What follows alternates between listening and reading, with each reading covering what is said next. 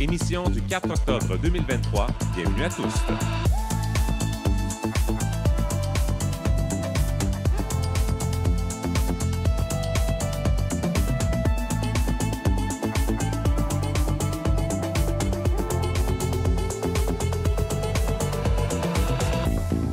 Kim Roy-Grenier au microphone. Aujourd'hui à l'émission, on se penche sur l'accès aux soins de santé pour les femmes LGBTQ+. Le laboratoire de recherche Collab vient de lancer une nouvelle étude sur le sujet. On en parle avec l'agente de recherche Kinda Wassef. Bonsoir. Bonsoir. Quel pronom utilisez-vous? Mon pronom, c'est elle. Et qu'est-ce que ça veut dire pour vous faire partie de la communauté? Ben, je pense que c'est une question difficile à répondre. Oui, on a du temps. Oui, mais c'est principalement rester en questionnement de moi-même, de pouvoir comprendre qui je suis en termes des constructions sociales qu'il y a autour de moi et comment je me place politiquement ou même en tant qu'identité personnelle. Donc moi, c'était vraiment un processus qui a pris beaucoup de temps de m'identifier comme personne de la communauté. Donc c'est en continu, je pense. Ça change, ça évolue. Et vous, parlant d'accès aux soins de santé, est-ce que vous en avez vécu des expériences où les soins étaient mal adaptés? C'est quelque chose qu'il faut vraiment s'attarder? Moi, personnellement, je suis immigrante au Canada, donc ça fait pas très longtemps que j'habite ici, ça fait à peu près 5 ans quand même. Mais mon expérience est différente des expériences des personnes qui habitent ici, ça fait longtemps. Mais pour moi, par exemple, c'est souvent, je vais pas, j'ai pas de RAMQ, j'ai pas de médecin de famille, donc c'est souvent, la dernière, si je suis en train de vraiment mourir, je vais aller demander de l'aide, mais sinon, généralement, j'essaie de me débrouiller avec les ressources plus que j'ai accès, parce que souvent, l'accès aux soins, quand on n'a pas de médecin de famille, c'est beaucoup plus compliqué. Il y a de différentes barrières selon les réalités. On en parle en quelques instants. Et on reçoit aussi le directeur du laboratoire, Olivier Ferlat, qui se joint à la discussion. Bonsoir. Bonsoir. Quel pronom utilisez-vous? Il. Et qu'est-ce que ça veut dire pour vous faire partie de la communauté? Bien, comme étant un petit gars qui a grandi à Brossard dans les années 80-90, j'avais aucune visibilité queer dans mon entourage. Donc, je pense que pour moi, c'est de me sentir entouré, d'avoir un sentiment d'appartenance, de recevoir du soutien. Et bon, Collab, c'est vous qui l'avez fondé il y a quelques années. Qu'est-ce qui vous a amené à vous lancer dans cette aventure? Bon, bien, moi, je suis un chercheur, je suis un professeur à l'université, puis je m'intéresse vraiment aux enjeux des communautés d'ES LGBTQIA+, particulièrement en lien avec la santé mentale puis les consommations de substances. Et je voulais créer un laboratoire qui allait réunir les gens de la communauté, des professionnels de recherche, des étudiants, afin de trouver des façons un peu plus innovantes et participatives de faire de la recherche. Donc, beaucoup des projets de recherche qu'on fait ont un engagement communautaire. Donc, c'est essayer de faire sortir un peu des cadres vraiment rigides de la recherche universitaire, puis d'avoir des approches où la population, les communautés touchées peuvent être vraiment impliquées dans tout le processus de recherche. Et puis, on va parler de littérature avec Kamala Macrel. 2 livres au menu cette semaine. La chienne de Pavlov de Cato Fortin aux éditions XYZ et Camouflé dans la chair de Mathieu Leroux chez Héliotrope. Nous sommes en direct du bar Le Normandie dans le village à Montréal. C'est parti pour tous!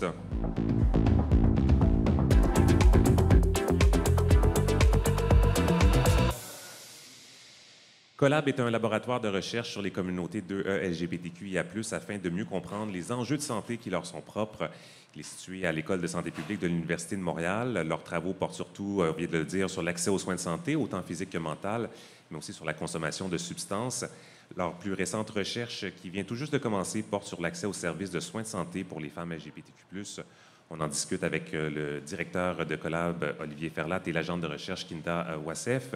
Alors, Kinda, d'abord, pourquoi avoir entrepris ce projet de recherche qui porte spécifiquement sur les femmes cis ou non-binaires LGBTQ+? Oui. Donc, ce projet a émergé d'un projet qui avait commencé pour les hommes LGBTQ et leur accès aux soins de santé au Québec, mais on sait très bien qu'il y a des différences, que les personnes des minorités sexuelles et de genre sont plus susceptibles que les personnes hétérosexuelles de signaler des besoins de santé. Et il y a beaucoup, donc on sait très bien, et ce qui est encore plus fort, c'est chez les femmes et les personnes non-binaires ont encore plus de besoins qui ne sont pas nécessairement documentés. On sait qu'il y a aussi beaucoup de services qui sont présents pour les hommes, des services de santé sexuelle ou comme l'Actuel, ou même des organismes qui sont spécialisés dans la santé des hommes, comme réseau. Mais par contre, il n'y a pas d'équivalent pour les femmes. Donc on a vu qu'il y avait quand même un manque de services et un manque de données sur qu'est-ce qui se passe pour l'accès aux soins pour ces personnes-là. Donc on est content de pouvoir explorer ça davantage. Comme tu as dit, le projet vient de commencer. On est au 2e jour de recrutement. Donc là, on est vraiment au début et on a hâte de pouvoir récolter les expériences de ces personnes-là pour pouvoir les analyser, pouvoir créer des données et montrer qu'il y a un réel besoin d'offrir des services spécialisés adaptés à cette population-là. Donc, aller défricher le terrain parce qu'il n'y a pas vraiment de portrait qui existe en ce moment, c'est ce que je comprends. Mais même si on n'a pas encore les résultats de votre recherche, ça commence. On l'a dit, il y a des services qui existent en ce moment pour les hommes qui n'existent pas pour les femmes. Qu'est-ce qui peut expliquer cette différence-là? Il y a 2 choses qui me viennent à l'esprit. Premièrement, il y a eu c'est l'historique de la communauté des hommes avec le VIH-Sida qui a reçu beaucoup plus d'attention politique, financement. Donc, ils ont eu un peu plus une longueur d'avance sur combien ils peuvent être... ils ont des besoins, par exemple, de santé sexuelle. Donc, les données ont été beaucoup plus divulguées et partagées, alors qu'il n'y a pas eu vraiment de données pour les femmes. Je pense aussi... On vit quand même dans une société patriarcale, donc je pense que c'est un peu plus simple pas simple, mais juste il y a plus d'opportunités pour les hommes de faire savoir leurs besoins, de pouvoir mettre en place des programmes plus rapidement que les femmes qui sont généralement moins consultées pour savoir c'est quoi les besoins qu'ils auraient besoin. Donc je pense que justement, puisqu'on n'a pas de données, ça montre bien qu'il y avait un manque de consultation chez les femmes particulièrement. Donc, c'est ça. Je pense que plus on va consulter, plus on va comprendre qu'il y a un réel besoin et qu'il faut combler ce besoin-là. Le recrutement vient de commencer. Comment va prendre forme cette recherche-là? Qui cherchez-vous là, comme profil type? OK. On cherche principalement des femmes et des personnes qui s'identifient comme lesbiennes, bisexuelles, pansexuelles, queer, cisgenres ou transgenres. Donc, c'est quand même une grosse population qu'on essaye de consulter. On cherche des personnes racisées spécifiquement aussi. Donc, on a quand même une stratégie de recrutement qui est spécifique à ces personnes-là pour pouvoir comprendre les différences, les intersections de l'identité de genre sexuelle et l'ethnicité aussi. Mais aussi, on cherche des personnes à l'extérieur de Montréal. Donc, on a une stratégie qui cherche à recruter des personnes dans des régions rurales pour pouvoir avoir leur perspective, parce qu'on sait qu'il y a aussi encore plus de besoins. Donc, oui, on a des cliniques spécialisées dans les villes comme Montréal, mais pas nécessairement dans les villes plus éloignées ou rurales. Et donc, en ce moment, vous l'avez dit, il y a très peu de données. Est-ce que vous avez quand même un petit point de départ ou c'est vraiment vous qui allez défricher le terrain, là? Je pense qu'il y avait quelques petites études exploratrices qui avaient essayé de voir ce qui se passait pour cette communauté-là. Je pense qu'il y avait beaucoup de lesbiennes qui avaient dénoncé le fait qu'il y avait un certain hétérosexisme chez les professionnels de la santé, qu'ils vont assumer que les femmes sont hétérosexuelles ou qu'à chaque fois, ils doivent s'expliquer ou faire un coming out aux professionnels de la santé pour qu'ils puissent changer la façon dont ils posent des questions, comme par exemple les pilules de contraception, ou particulièrement chez les gynécologues aussi. Je pense qu'il y a un besoin un peu pour la façon... je pense que ce qui revient, même chez les communautés gays et autres, mais particulièrement les femmes, il y a un manque de compréhension des expériences et des personnes de la minorité sexuelle et de genre. Donc, il y a un besoin de mieux éduquer les professionnels de la santé sur ces sujets-là pour savoir comment utiliser le langage approprié avec ces personnes-là, comment pouvoir rendre la personne plus à l'aise de pouvoir partager ses expériences. Donc, il y a des façons de pouvoir interagir avec ces personnes-là que les professionnels généralement ne connaissent pas bien. Il y a un manque d'informations sur ça. Donc, une des pistes de solution, la formation. Olivier, vous avez, avec Collab, fait une recherche similaire, mais pour les hommes. À partir des constats que vous avez faits, est-ce qu'il y a déjà des pistes de solutions qui avaient été identifiées pour les hommes que vous savez qu'on pourrait commencer à mettre en place pour les femmes?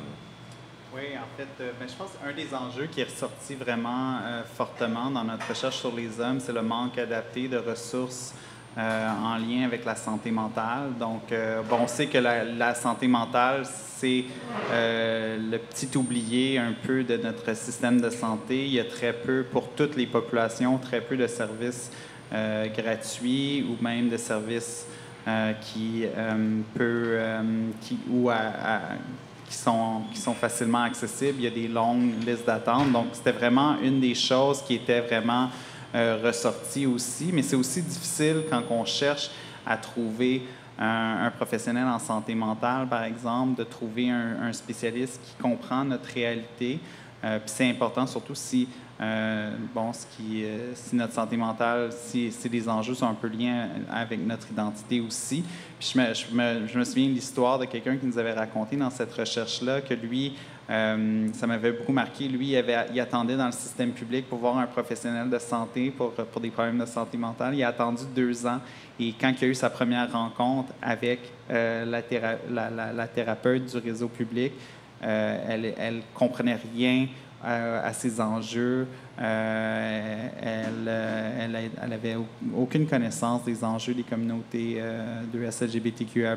Donc, cette personne-là, il a arrêté les rencontres. Il était là, j'ai attendu 2 ans pour me rencontrer un professionnel où il n'y avait pas un fit. Donc, tu sais, ça parle beaucoup du manque encore de connaissances, puis les préjugés qui peuvent encore exister chez les professionnels de la santé, mais aussi c'est très dur de naviguer le système de santé. Donc aussi, il y a encore, puis ça c'est pas juste spécifique à notre communauté, mais ça affecte beaucoup notre communauté aussi, mais la dépendance aux médecins de famille qui est toujours la porte d'entrée dans le système de santé. Donc, c'est des choses auxquelles on pense, là, comment on peut remédier ça. Mais aussi, on sait aussi qu'on a établi des très bons services pour les hommes en termes de santé sexuelle.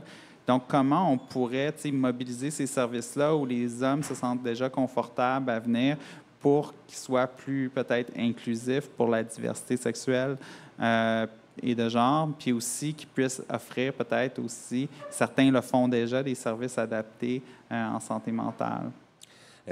Au niveau des cliniques spécialisées, Kinda, t'en as glissé un mot, ça existe pour les hommes, mais est-ce qu'il n'y a pas un danger d'une forme de ghettoisation à créer ces ressources ultra spécialisées et de laisser de côté, de facto, le reste du système de la santé?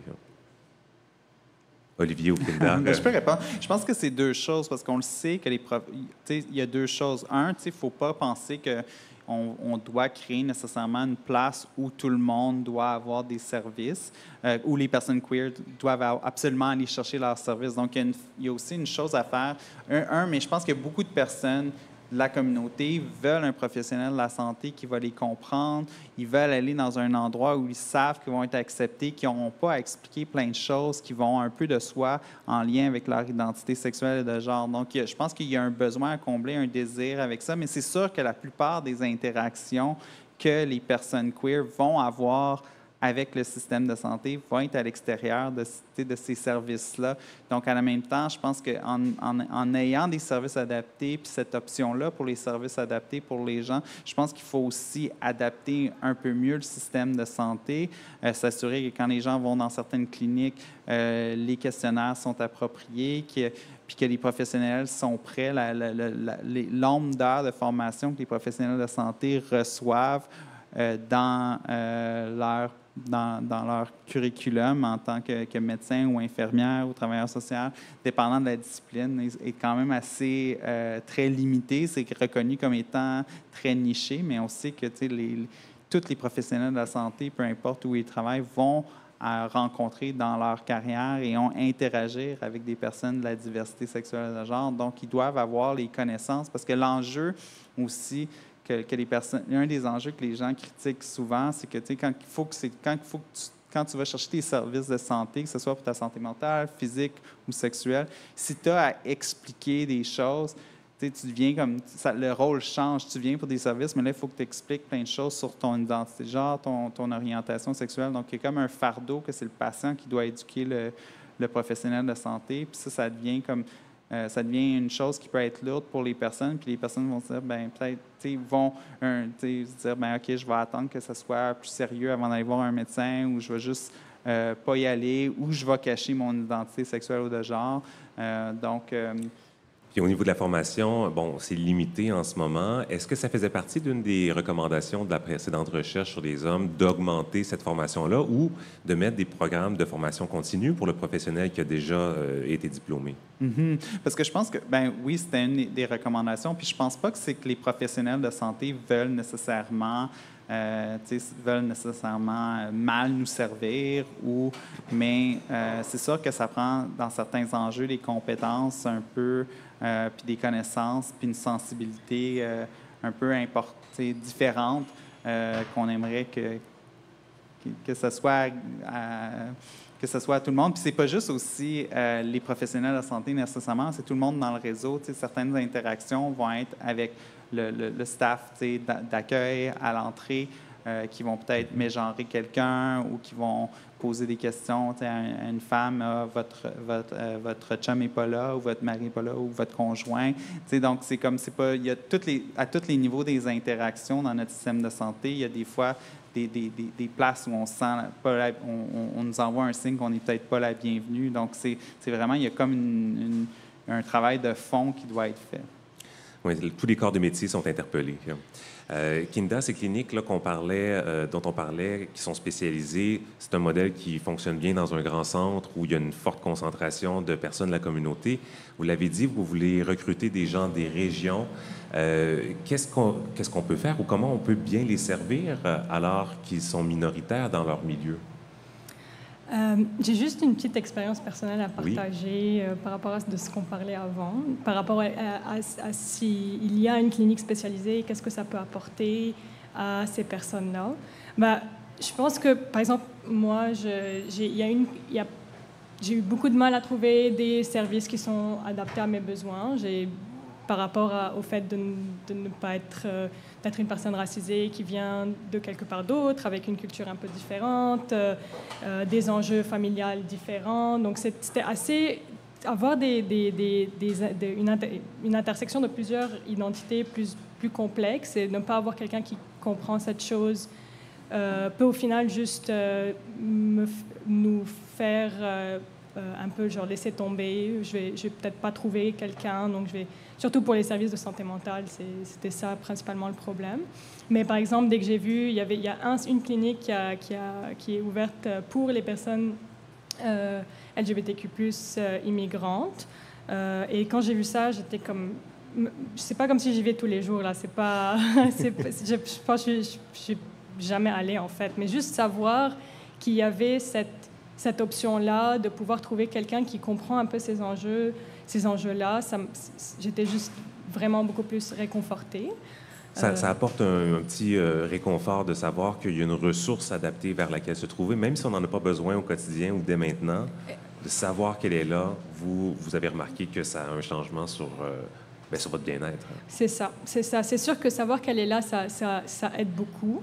Il y en a sûrement. C'est aussi parce qu'on ne trouve pas nécessairement ce qu'on cherche dans le système en général. Parce qu'il y a, comme on disait, peut-être un manque de formation sur les différentes identités, comment pouvoir essayer de comprendre la personne dans son contexte, plus que utiliser les préjugés qu'on a déjà. Souvent, j'ai l'impression qu'au final, il va y avoir des expériences personnelles des professionnels de la santé qui vont influencer la façon dont ils voient une culture particulière ou ce genre de choses. Donc, c'est principalement pour ça que ça réconforte de savoir qu'il y a des personnes que c'est ça leur travail, c'est qu'ils s'y connaissent bien. Et s'ils sont dans cette clinique, ça veut dire qu'ils ont ils sont informés sur ces enjeux-là. Alors, comment amener ce niveau de confort en région, là où ces centres ne peuvent pas exister? En région, c'est un peu plus compliqué parce que généralement, s'il y a moins de nombre de gens, donc il y aura peut-être moins de volonté de financer une clinique qui va desservir 3 ou 4 personnes. Donc mais je pense que principalement, c'est pouvoir quand même trouver des ressources, genre quand même avoir des ressources, même en région. Peut-être même les ressources à distance, ça serait possible, mais pouvoir avoir au moins par région quelqu'un qui puisse aller trouver ces ressources-là qui peuvent être adaptées à des enjeux particuliers comme les enjeux de la communauté. Pour que les personnes, même si c'est 2 ou 3 personnes, s'ils ont besoin de ressources adaptées, qu'ils puissent les trouver plus facilement, ou bien, dans un monde parfait, tous les professionnels de la santé seraient informés et pourraient bien réagir dans ce genre de situation où ils ont affaire à quelqu'un qui s'identifie comme non-binaire pour la première fois et qu'ils sachent comment réagir. Parce que je pense que souvent, les personnes en région sont peut-être des professionnels, sont peut-être moins exposés à ce genre de personnes-là. Donc, même s'il n'y en a pas, ils doivent être quand même prêts à pouvoir desservir une personne qui est en région, qui a besoin de cette aide-là. Donc, l'étude, c'est à ça qu'elle va servir, de pouvoir mieux orienter les décisions. Parlons de Collab, Olivier. Bon, vous l'avez dit, ça travaille aussi sur la consommation de substances. Il y a eu des études qui ont été faites. Qu'est-ce que vous avez appris à travers ces études-là que vous avez menées jusqu'à maintenant? Oui, bien, on mène différents projets. Là, donc, on essaie vraiment d'apprendre un peu plus, c'est quoi les enjeux de santé mentale, de consommation de substances. Puis, on s'intéresse beaucoup à Collab, c'est quoi les déterminants de la santé. Donc, qu'est-ce qui fait que les personnes queer ont un bon état de santé ou un mauvais état de santé?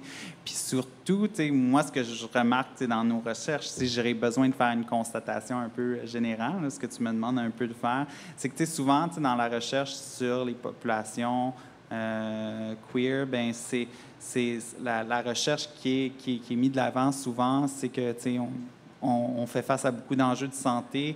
Puis, souvent, c'est comme c'est un peu de notre faute, là, la communauté, parce qu'on prend pas soin de nous, on a des comportements à risque, puis tout ça. Donc, nous, ce qu'on voit dans notre contexte de la recherche, ce qu'on voit, c'est que les personnes queer sont quand même très actives dans leur santé, à prendre soin de leur santé mentale, à pratiquer la réduction des méfaits. Et donc, ils savent trouver des ressources, que ce soit des ressources au niveau de la communauté ou autres. Donc, c'est une communauté qui est très résiliente d'une certaine façon, qui en fait, moi, je trouve, dans un contexte où il y a très peu de ressources adaptées, où on a fait très peu d'initiatives pour essayer d'enrayer certains problèmes dans la communauté, particulièrement la santé mentale, de voir que notre communauté, en fait, elle n'est pas si mal que ça. La plupart des personnes queer ont quand même un bon état de santé. Je pense que ça parle de la force et de la résilience, mais ce qu'on voudrait voir, c'est plus d'action, justement, pour pouvoir mieux supporter la communauté, d'avoir des services adaptés, particulièrement dans ce qui a l'aspect de la santé mentale. On sait que la pandémie a eu un impact vraiment important sur nos communautés. On s'en remet à peine. Il y a une montée assez importante des violences. Donc, il y a plus de crimes haineux contre les personnes des communautés queer, particulièrement chez pour les personnes trans, la montée, moi je m'inquiète beaucoup de la montée des manifestations anti-trans, du discours anti-trans qu'on voit dans les médias, l'impact que ça peut avoir sur la santé mentale. Pendant longtemps, c'était juste aux États-Unis, puis je me posais déjà la question, c'est quoi l'impact sur notre santé mentale? Parce que même si c'est pas ici, Si on est bombardé de messages, comme communauté, c'est nos voisins, hein, c'est nos côté. voisins. Mais là, c'est rendu ici. On peut pas ça a toujours été un peu ici, mais là, c'est très vocal ici. On les entend très fort. Les personnes qui veulent pas que certaines personnes, surtout certaines personnes de notre communauté, ça vise beaucoup les personnes trans puis les personnes non-binaires. On veut pas qu'il existe ces personnes-là. Puis je me demande c'est quoi l'impact sur la santé mentale. Puis on voit que c'est pratiquement plus acceptable maintenant qu'il y a 5 ans de tenir des propos homophobes ou transphobes dans la sphère publique. Donc, ça va être quoi l'impact là-dessus dans les communautés? Quand on regarde nos données, on a fait un sondage il y a 2 ans sur les jeunes LGBT. Le niveau de violence auquel font face les jeunes LGBT n'a pas vraiment descendu non plus. Donc, en tout cas, je pense qu'il y a beaucoup de travail à faire parce que le problème ne découle pas du fait qu'on est LGBT. Les problèmes de santé, elles découlent du contexte dans lequel on existe, qui continue à nous dire que on n'est pas tout à fait correct, puis qu'on est encore stigmatisé, victime de violences, discriminé, puis qu'il faut toujours être aux aguets. Est-ce que je vais être accepté ici? Est-ce que je vais être victime de violence si je vais dans cette rue-là?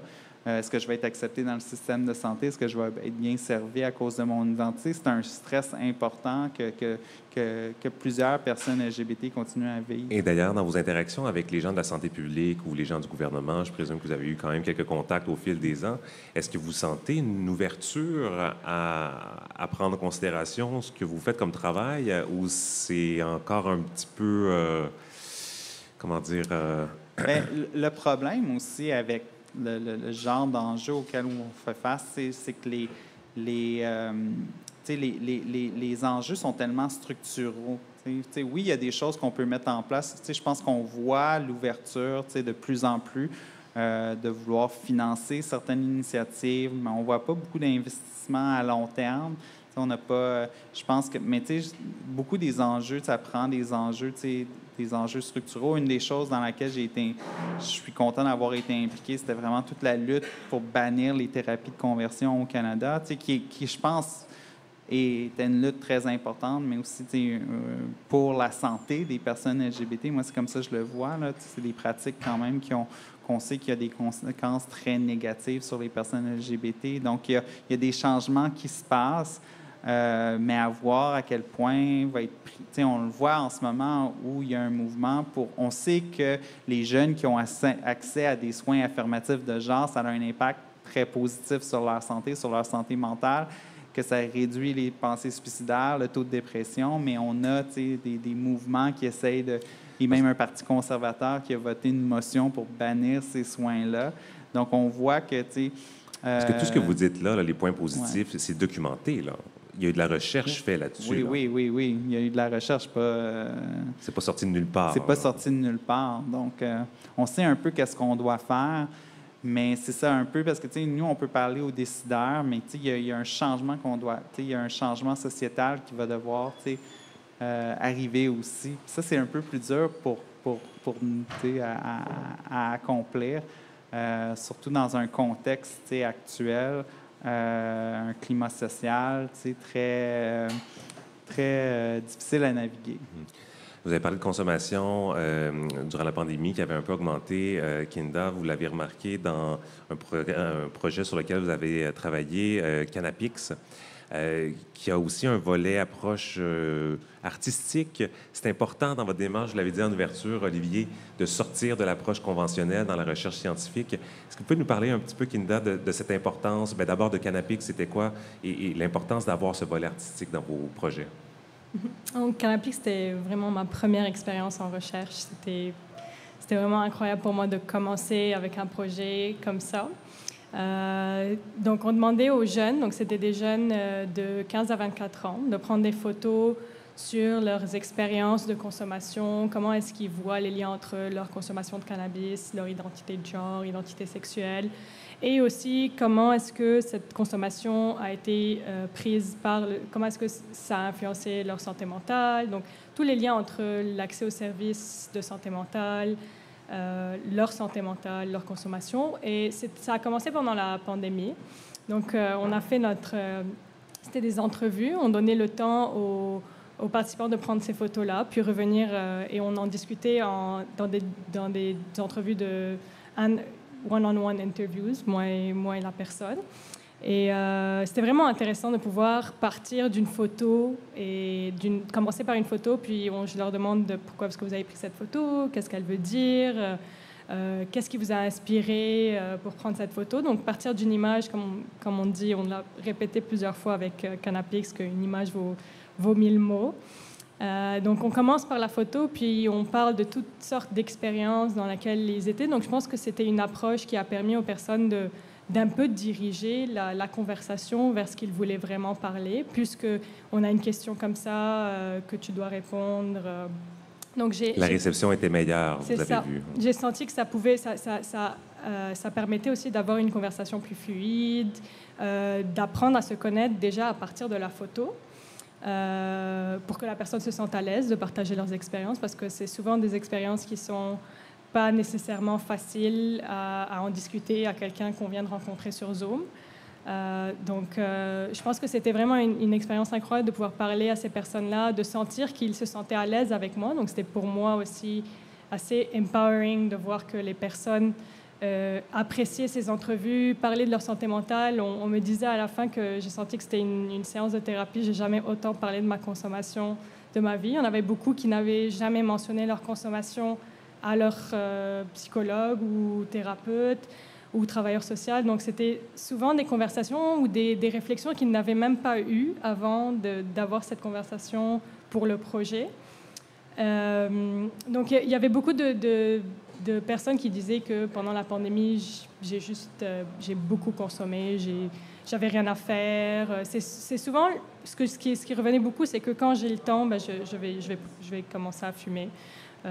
Parce que ça rend ma journée un peu plus sympa. Mais il y avait des aspects positifs. Donc, on n'avait pas une perspective très pathologisante de la consommation. On essayait vraiment de comprendre qu'est-ce que ça leur apporte, pourquoi est-ce qu'ils le font, est-ce qu'ils trouvent ça bien pour eux ou pourquoi est-ce qu'ils trouvent ça bien. Donc, il y en avait beaucoup qui disaient que ça m'a beaucoup aidé à faire une introspection sur moi, à penser un peu plus sur mon identité de genre, sur ma sexualité, sur les relations que j'ai autour de moi, de comprendre un peu plus ma position dans cette société. Donc, il y en avait beaucoup qui commençaient plus socialement à consommer, parce que quand même, c'est assez répandu dans la communauté de consommer du cannabis. Donc, c'était vraiment pas très dur de recruter des jeunes qui consommaient du cannabis. Et il me disait que ça m'a beaucoup apporté pour mon anxiété. Donc, ça les aidait à dormir, ça les aidait à se calmer. Donc, il y avait beaucoup de points positifs qui revenaient, mais aussi, il y avait une conscience qu'ils étaient dépendants. Il y en avait beaucoup qui me disaient... Oui, c'est des contre-coups consommer. Hein. Ouais. Ils disaient quand même, je sais que je suis dépendant, je ne sais pas si je peux arrêter vraiment. J'avais vu un meme qui m'avait fait rire pour la consommation de cannabis. Il y a une tête de quelqu'un qui avait peur. Et la première partie, c'est si je consomme du cannabis, j'ai peur. Et it's scary. Si je consomme du cannabis, ça fait peur. Et si j'arrête de consommer du cannabis, ça fait encore plus peur. Et j'étais genre, oui, c'est bien ce que j'ai senti dans le discours, c'est qu'il y a quand même une partie de la consommation qui était négative, ça ramenait de la paranoïa, des anxiétés sociales aussi. Donc, je pense qu'il y avait pas mal d'expériences, c'était vraiment intéressant de pouvoir écouter. Relation ambiguë, hein, ouais. Souvent, entre les personnes et les substances. Donc, une première expérience, vous avez dit, de recherche à Collab, une expérience différente. Je terminerai là-dessus, Olivier. Vous avez un volet, un programme de jeunes chercheurs. C'est pour des gens queer de la communauté qui n'ont pas nécessairement d'expérience en recherche. Comment ça fonctionne? Oui, bien, l'idée, c'était de créer une opportunité de recherche pour les jeunes de la communauté, donc programme Jeunes chercheurs queer. Et qu'est-ce qu'on fait?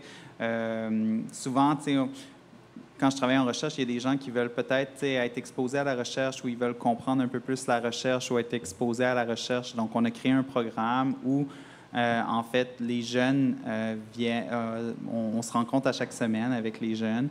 Et l'idée, c'est de travailler avec eux sur un projet de recherche. Donc, c'est apprendre la recherche en faisant de la recherche, oui, sur des enjeux de la communauté queer. Donc, c'est pas, c'est assez relax. C'est pas une recherche. Bon, on se rencontre quand même à l'université, mais c'est pas un cours universitaire. Donc, c'est vraiment, on a des discussions sur différents enjeux de la communauté. On les consulte sur un projet de recherche. On fait des activités de recherche avec eux. Puis l'idée, c'est de les amener à travers tout le processus de recherche, donc de la question jusqu'à la dissémination des résultats de recherche. Donc, puis ça leur donne une opportunité de comprendre un peu mieux leur communauté, mais aussi d'avoir certains sont venus au projet parce qu'ils veulent obtenir de l'expérience de faire de la recherche, mais ce n'est pas accessible à eux. Donc, ça leur donne aussi des atouts par rapport à ça, puis ça leur permet de socialiser. Puis en même temps, pour nous, à Collab, bien, ça nous permet d'être proche de la réalité des jeunes. Même si j'ose penser que je ne suis pas si vieux que ça, je ne suis quand même pas dans la catégorie de jeunes. Donc, ça nous permet d'avoir un peu un regard avec eux. Donc, ils amènent beaucoup à nos projets dans le sens qu'ils amènent un regard un peu plus jeune. Puis ça nous permet que nos recherches qui sont particulièrement ciblées vers les jeunes, bien, reflètent bien la réalité du terrain. Donc, il y a plus d'informations sur votre site Web sur ce projet. On trouve aussi le formulaire, là, ou en tout cas les coordonnées pour vous contacter pour participer à cette recherche sur l'accès en soins de santé pour les femmes LGBTQ+. On trouve aussi sur votre site le balado ChemStory sur le chemsex. Ça a été lancé en juin, donc c'est tout récent. Des gens qui ont fait du chemsex, qui partagent leur expérience, différents formats. J'ai écouté ça, je vous recommande vivement l'entrevue entre Éric et Félix. Les 2 premiers épisodes, ça bouleverse. Donc, Olivier Ferlat, directeur de Collab, et Kinda Wassef, agente de recherche, merci beaucoup d'avoir été avec nous aujourd'hui. Merci.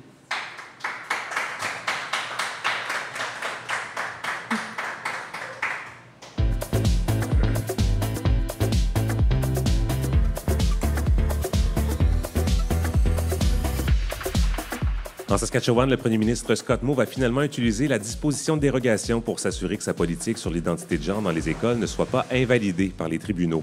Il en a fait l'annonce peu de temps après l'injonction accordée par un juge pour suspendre temporairement la politique, le temps que les tribunaux se prononcent sur le fond. La nouvelle politique exige le consentement des parents des élèves de moins de 16 ans en ce qui concerne l'éducation à la sexualité et à la question du genre.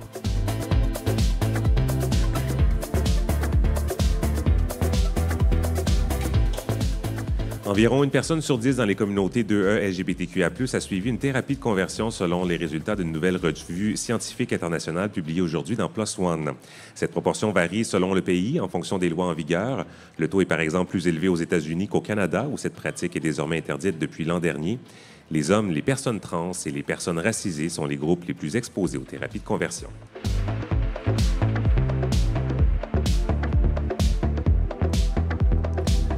Une drag queen a été arrêtée aujourd'hui aux Philippines pour avoir parodié Jésus. Sa performance a suscité la colère d'une frange de la population très majoritairement catholique. Elle est accusée de thèse immorale, de publications obscènes, d'exhibitions et de représentations indécentes. La drag queen de 33 ans a déclaré à l'AFP qu'elle n'a rien fait de mal et que son arrestation était le reflet du degré d'homophobie qui règne aux Philippines.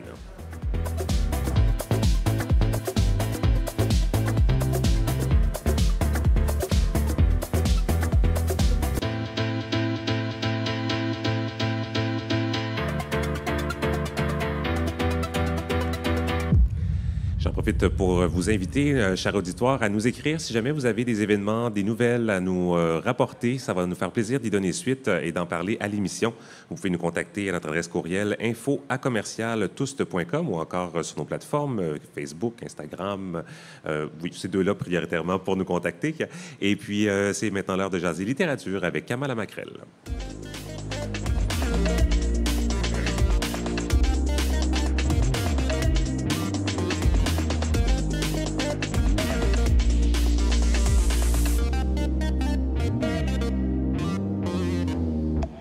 Bonsoir, Kama. Bonsoir. Bienvenue à l'émission. Un plaisir de te recevoir à nouveau.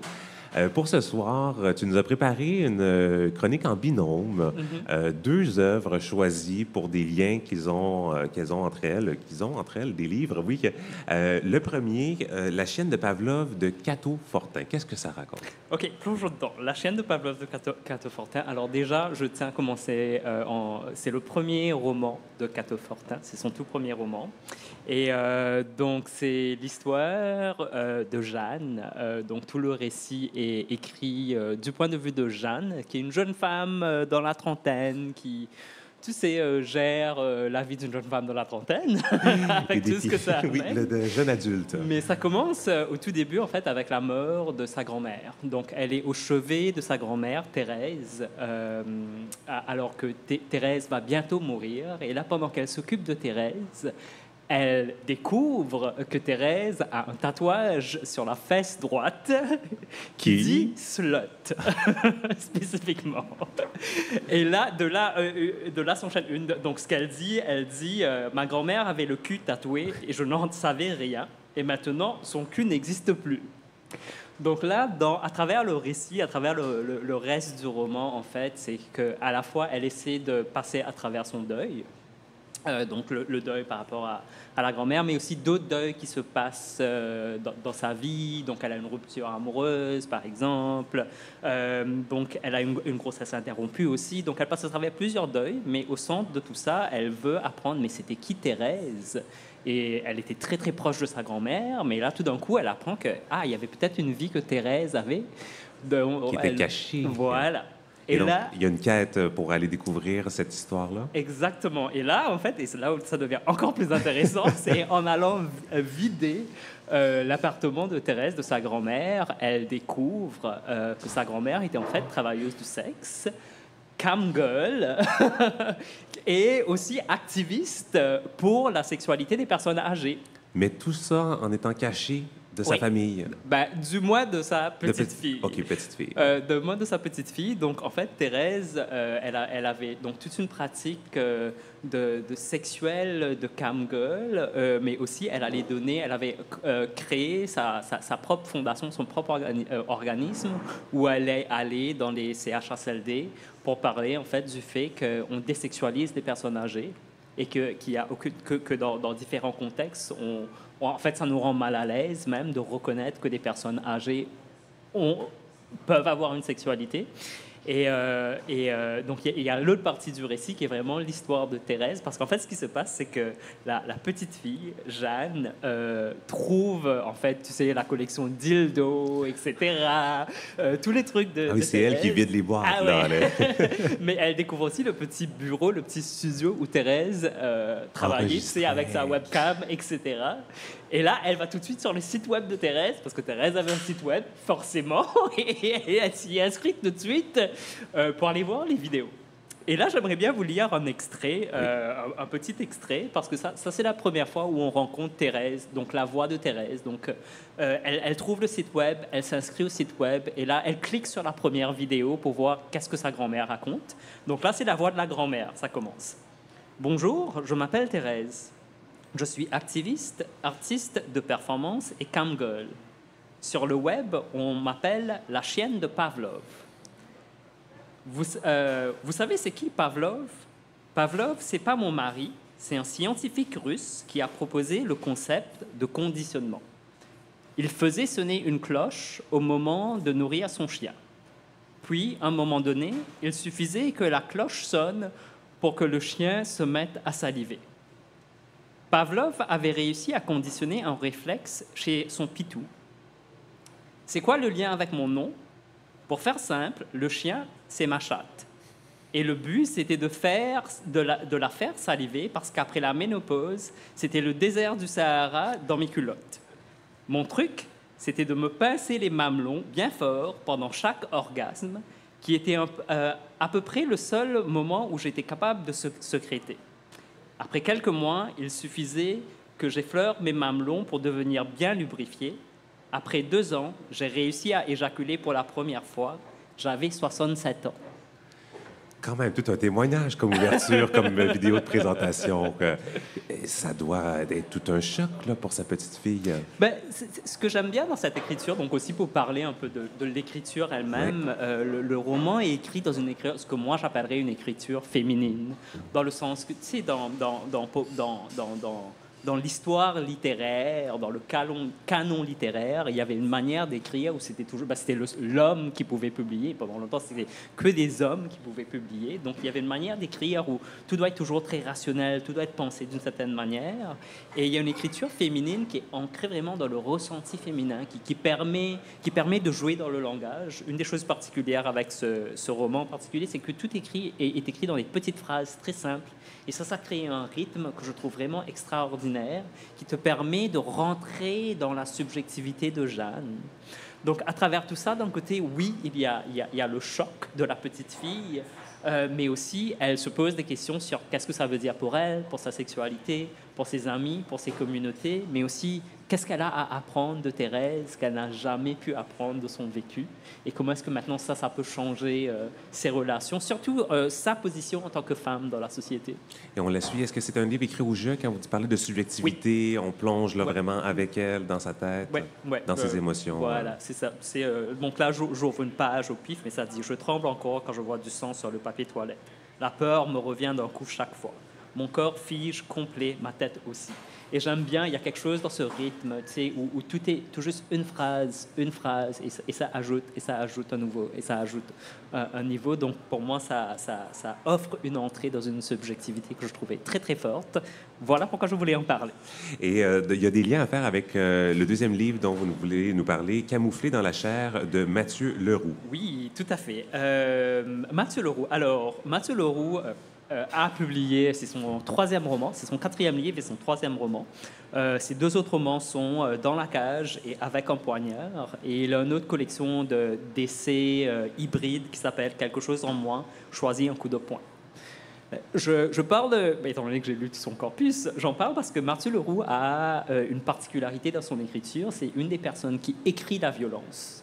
Je veux dire, même le titre de Avec un poignard, avoir un roman qui s'appelle Avec un poignard, déjà. Et avec Camouflé dans la chair, donc c'est un roman en deux temps. Donc c'est un peu un deux en un, parce qu'il se passe deux récits qui peuvent être lus séparément. On peut commencer par la suite si on souhaite, ou c'est pas recommandé? C'est pas un faire son histoire. Selon les intérêts des personnes. Donc, si tu veux lire ce qui se passe dans une chambre d'hôpital, tu liras le premier. Si tu veux lire ce qui se passe le temps d'une nuit dans un sauna gay à Amsterdam, tu liras le deuxième. Deux environnements extrêmement différents. Voilà. Ça clash pas trop entre les deux? Dans le premier, donc il parle donc on rencontre le patient. Donc, à travers, on parle le patient. Il y a le patient, et en fait, le patient, et ça, c'est basé, en fait, de son expérience de vie, le patient, en fait, qui a une condition neurologique qui fait que, du jour au lendemain, il devient de plus en plus paralysé. Et là, il finit par passer des mois à l'hôpital, complètement paralysé, et ça lui prend 1 an et demi, en fait, avant de pouvoir reprendre sa vie, marcher, etc. Et dans la première partie, donc, il parle vraiment de... Oui, l'état du patient dans le corps, qu'est-ce que ça veut dire perdre l'agentivité du corps, mais aussi ça parle beaucoup du soin. Donc, comment est-ce que toutes sortes de relations se tissent, parce que tu dépends d'un réseau de personnes, souvent des personnes que tu ne connais pas, qui s'occupent de toi, qui s'occupent de ton corps. Donc ça, c'est la première partie. Dans la deuxième partie, on rencontre le client. Le client, au tout début, on ne sait pas exactement c'est qui le client.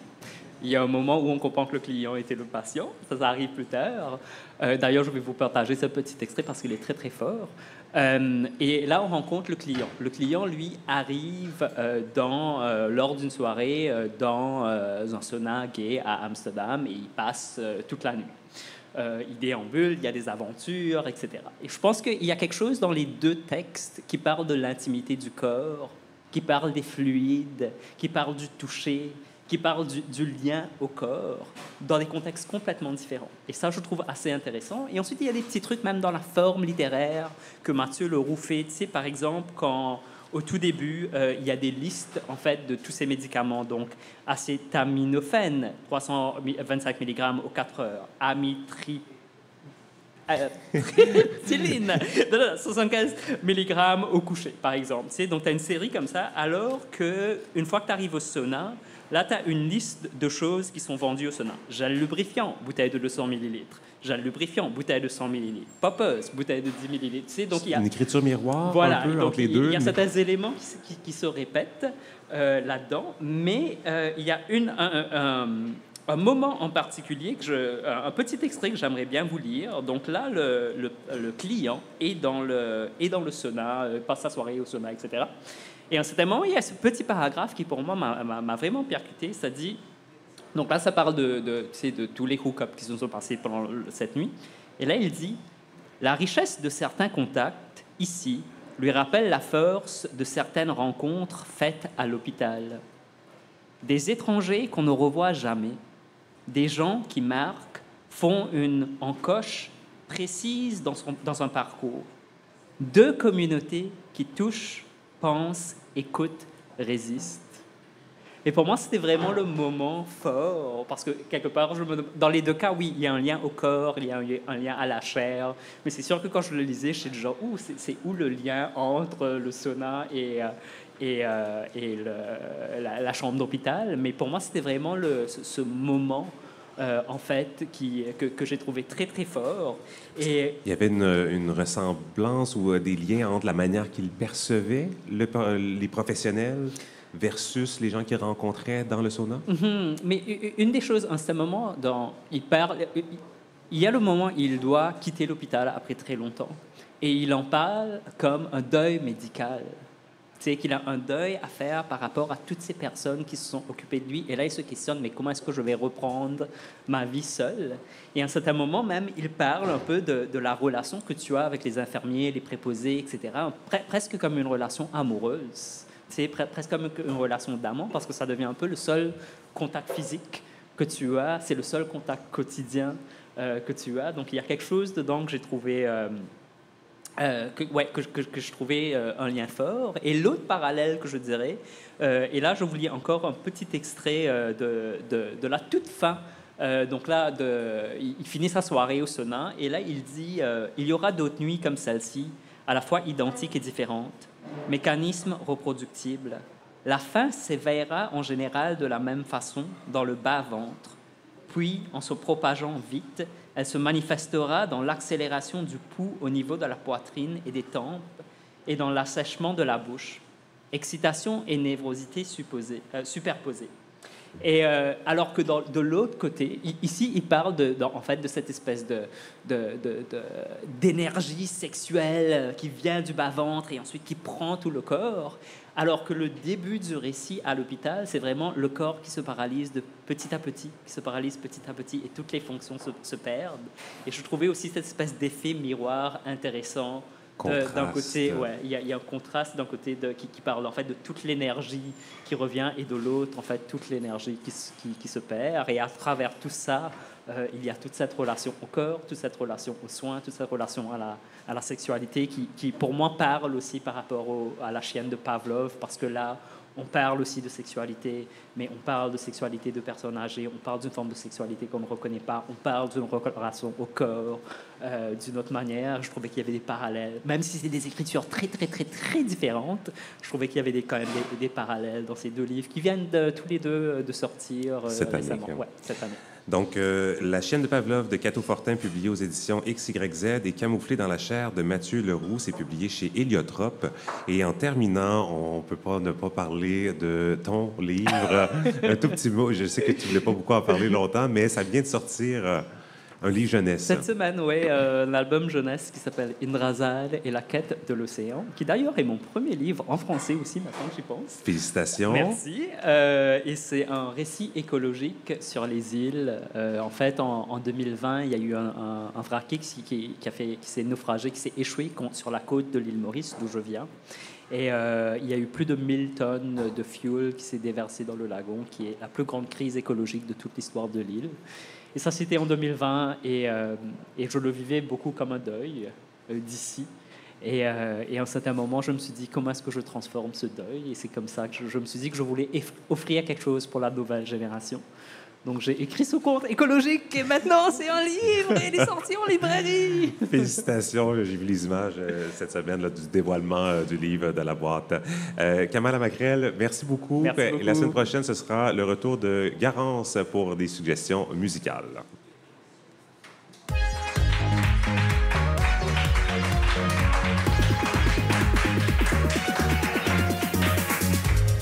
C'est déjà le mot de la fin. J'avais ma petite feuille quelque part, mais je la trouve plus. Je vais les improviser, les remerciements aujourd'hui. D'abord, nos invités, Kinda Wassef et Olivier Ferlat du laboratoire de recherche Collab, à la technique Chante Abralian, à la littérature Kama Lamacrel et interprète en langue des signes ce soir, Marie Penel. D'ailleurs, les gens qui nous écoutent en audio, sachez, ou je vous apprends, que cette semaine, c'était notre première diffusion web diffusée avec traduction en langue des signes en direct. Donc, désormais, sur notre chaîne YouTube, si vous regardez en direct, vous allez voir cette traduction et ainsi que des images. Et les émissions seront accessibles aussi là, par la suite. Donc, merci encore une fois d'avoir été avec nous. Merci aux personnes qui se sont déplacées. N'hésitez pas à partager dans vos réseaux l'existence de ce balado.